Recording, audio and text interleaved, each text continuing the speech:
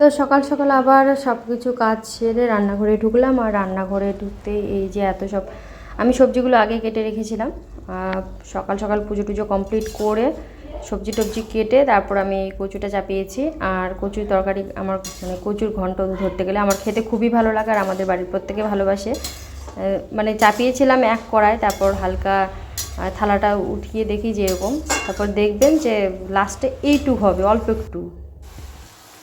তো কচুর জলটা শুকিয়ে এসেছে, এটা ভালো করে জলটা শুকিয়ে নিতে হবে, একটু টাইট টাইট করে ঘাঁটিটা করতে হবে, তাহলে ভালো লাগবে।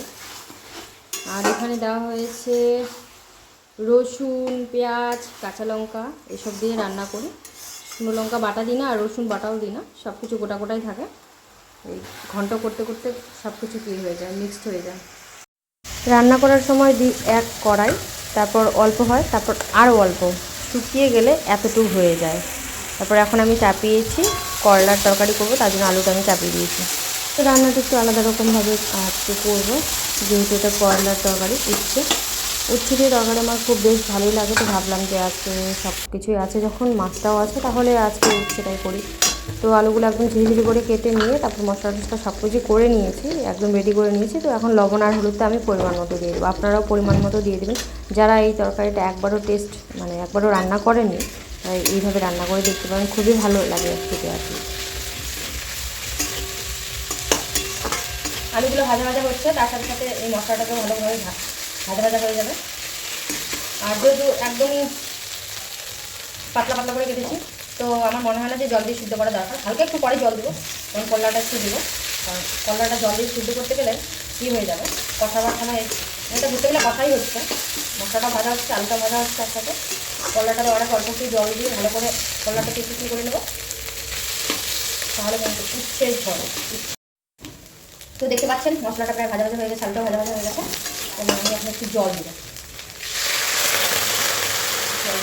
তাহলে মিক্স হয়ে যাবে। যেহেতু করলাটা আমি এখন দিব, করলার তরকারি রান্না করার সময় একটা নিয়ম মানতে হয়, যেটা হচ্ছে থালা দিয়ে ঢাকা যাবে, থালা দিয়ে ঢাকা দিলেই আর কি চিতা হয়ে মানে চিতা চিতা হয়ে যাবে, আর এইভাবে রান্না করলে একদম চিতা হবে না।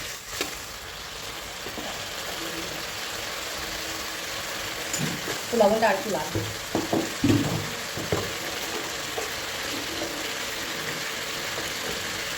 কিন্তু করলাটা করবে লবণটা ঠিকঠাক মাপের না হলে ভালো লাগবে।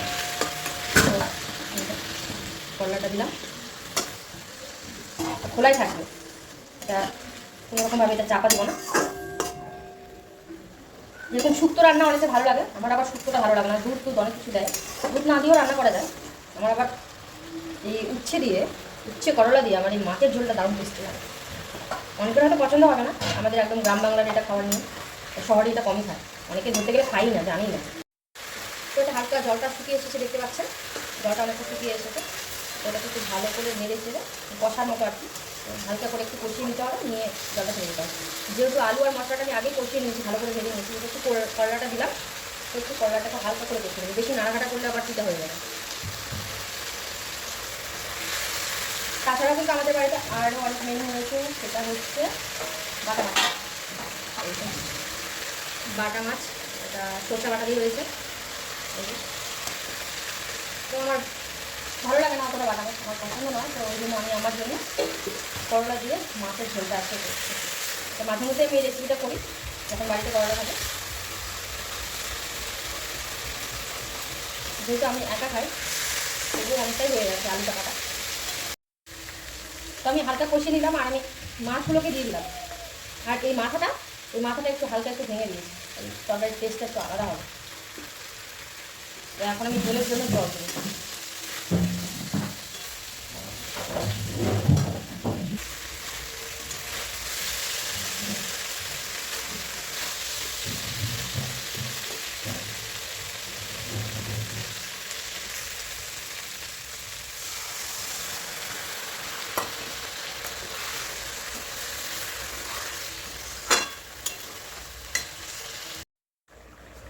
তো আমার ঝোলটা কমপ্লিট হয়ে গেছে, রান্নাটা এরকম হলো। তো আজকে রান্না হলো করলা, বাটা মাছ, আর হচ্ছে কচুর ঘন্ট। তো তারপর চলে আসলাম বিকেলবেলা বাজার করতে, এখানে শুটকি মাছ নিতে, শুটকি মাছ নিয়ে নিলাম অল্প একটু, আর নিলাম মাছ, আর ডাঁটা শাক। তো এই কয়েকটা সবজি কেনার জন্য আবার বাজারে চলে আসলাম। তো এখানে গ্রামের বাজার এটা, তো এখানে একটু একটু আর কি সস্তা পাওয়া যায় শহরের থেকে। তো এখানে এই যে মাছগুলো কাটছে, অনেকগুলো মাছের দোকান বসছিলো, তো আমরা বাটা মাছ নিলাম আর রুই মাছ নিলাম।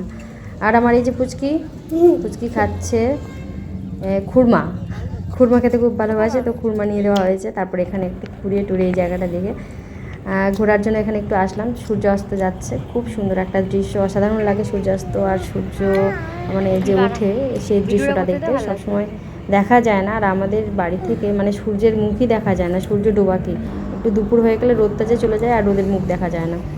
তো এই সূর্যাস্তটা এখানে দেখার জন্য একটু ওয়েট করছিলাম যে একটু দেখি, খুব ভালো লাগছিল দেখতে আর খুবই সুন্দর দৃশ্য।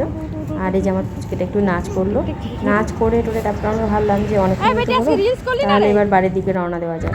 আর সন্ধ্যে প্রায় হয়ে এসেছে, দেখুন আস্তে আস্তে করে ডুবতেছে, অসাধারণ লাগে আর ঘুরতেও অসাধারণ লাগে। তো আমরা এখানে ঘুরে টুরে আবার ওই দিক দিয়ে যাবো, যেহেতু বাজার দিয়ে যাবো, তো এখানে বাজারের এখানে এসে আবার এখানে সিঙ্গারা ভাজতেছে। তো বাবা মেয়ে ভাবলো যে সিঙ্গারা খাবে, তো বললো ঠিক আছে সিঙ্গারা খাও। সিঙ্গারা খাওয়া দাওয়া করে এখানে একটু কিছুক্ষণ থেকে তারপর আমরা বাড়ির দিকে রওনা দিয়েছিলাম। আর মানে বাড়ির সমস্ত কিছু কাজ করেও একটু মাঝে মধ্যে করে আমরা ঘুরতে বেড়াই, সেটা হচ্ছে শনিবার। আর রান্নাবাড়ির আর ঘোরার ছোটো ছোটো ব্লগগুলোই ছাড়ি।